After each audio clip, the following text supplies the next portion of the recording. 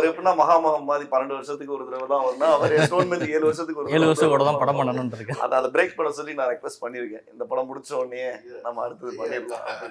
எப்படி சார் இதே கமெடி படத்துல ஒரு பார்ட் 2 மாதிரி ஸ்டோன் பேசிக்கே பண்ண போறீங்க? வேற எதுவும் இளங்குரம் அவரே வந்து பண்ற மாதிரி நான் சொன்னேனே, இளங்கோ பெருசா இது ஹிட் ஆயிருச்சு, கண்டிப்பா ஆயிரும்ன்ற நம்பிக்கை இருக்கு. அப்ப சிறுசுன்னு அடுத்து ஒண்ணு பண்ணலாம். சீக்வல் ஃபேமிலி ஆல் செட், அதனால பிரச்சனை இல்லை. இந்த ஃபேமிலியை வச்சு நாங்க அப்படியே கண்டினியூ பண்ணுவோம். சரி, அப்ப அடுத்த படத்துல சுனில் சாரோட ரோல் வேலை இருக்காது. என்ன கண்டினியூ ஆனாலும் அண்ணன் அவர் தாங்க, தம்பி அவர் இல்லையே. அப்ப ஹீரோயின் அவங்கதான். கல்யாணம் ஆயிடுச்சு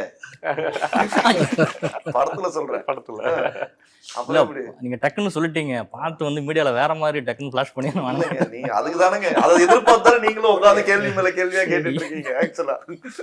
அப்ப அதுல உங்களுக்கு ஏதாவது 4 பாயிண்ட் சொன்னா தானே உங்களுக்கும் நல்லது. சரி, கண்டிப்பா நோட் பண்ணிக்கிறோம் நாங்க. அதான் சொல்றேன். சரி, நோட் பண்ணிக்கிறேன். நான் இது நோட் பண்ணிக்கிறேன். அதாவது நாங்க எடுத்து போறதுங்கிறது வேற, எங்களை பார்த்து மத்த மீடியா எடுத்து போற விஷயங்கிறது வேற, வைரல் பண்றதுங்கிறது.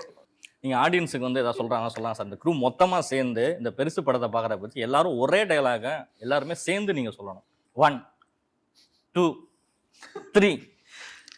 பெருசு மார்ச் 14 வேர்ல்ட் வைட். எல்லாரும் படம் பாருங்க.